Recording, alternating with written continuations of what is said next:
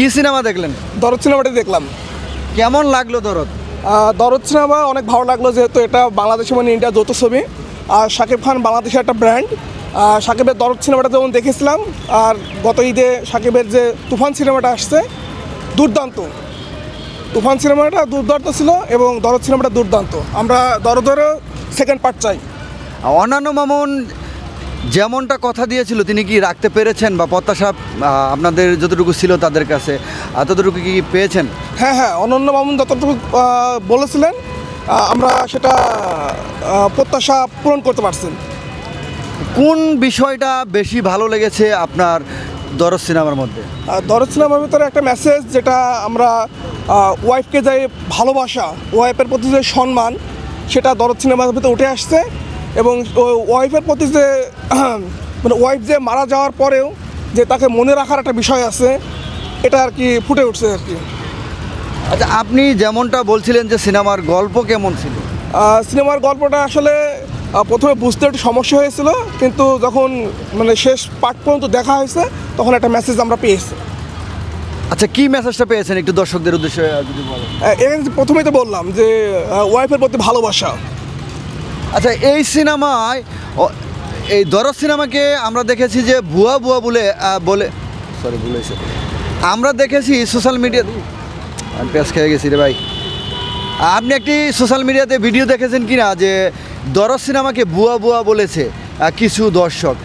তাদের আসলে কি বলতে চান তাদের উদ্দেশ্যে? আসলে গল্প বোঝেনি বা তাদের কাছে ভালো লাগেনি? আমার মনে হয় যারা ভুয়া বলেছে তারা আসলে সিনেমাটাই দেখে নাই। যদি সিনেমাটা দেখতো তাহলে তারা এটা বলতে পারতো না।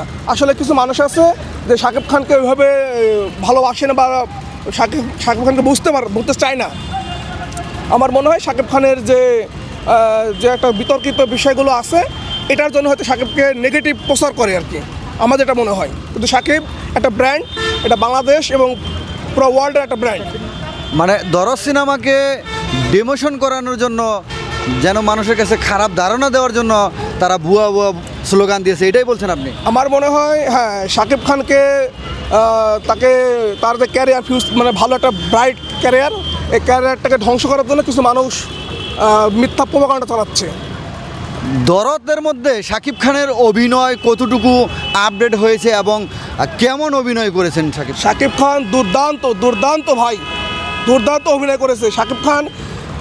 আমি প্রিভিয়াস কিছু সিনেমা যেহেতু আসছে, সেরকম শিকারি ছিল, প্রিয়তমা ছিল, আপনার তুফান ছিল, এখন দরদ দেখলাম, দুর্দান্ত, অসাধারণ।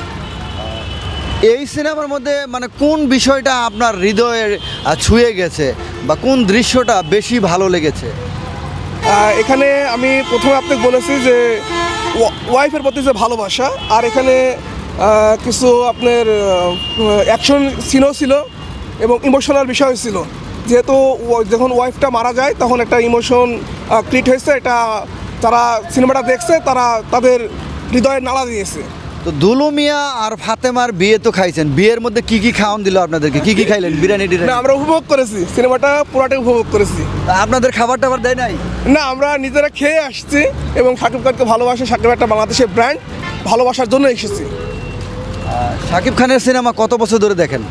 আসলে শাকিব খানের সিনেমা আমার আগে দেখা হতো না, কিন্তু লাস্ট কিছু মানে যে সিনেমাগুলো আসছে, যেরকম বললাম শিকারি, প্রিয়তমা, তুফান, এই সিনেমাগুলো আগে যে ভালো লাগছে, ওই পর্যায়ক্রমে সিনেমাগুলো দেখা আর কি। শাকিব খানের উদ্দেশ্যে কি বলার আছে? তার কাছে কি চাওয়া আর আছে নতুন করে আপনাদের? কেমন ধরনের সিনেমা চান ভবিষ্যতে? শাকিব খান বর্তমান যেভাবে অভিনয় করে যাচ্ছে, আমরা চাই এমনই থাকলেই বেটার। এখন বর্তমান যে অভিনয় করতেছে, যার ফিটনেস, তার অভিনয় আগের চেয়ে শতগুণ বৃদ্ধি পেয়েছে। সুতরাং আমি চাইতেছি যে সেইভাবেই থাকুক। কোন টাইপের সিনেমা চাচ্ছেন? অ্যাকশন, রোমান্টিক, স্যাড, কোন টাইপের? আসলে শাকিব একটা ব্র্যান্ড ভাই, ওনার অ্যাকশন বলেন, রোমান্টিক বলেন, সবগুলোই ভালো লাগতেছে। আগের সিনেমাটা যেরকম, বিশেষ করে তুফান সিনেমাটা একটা ফাইটিং ছিল, ফাইটিং সিনেমা কোয়ালিটি আর কি, আর এটা আপনার fighting plus romantic both. Thank you bro. Okay.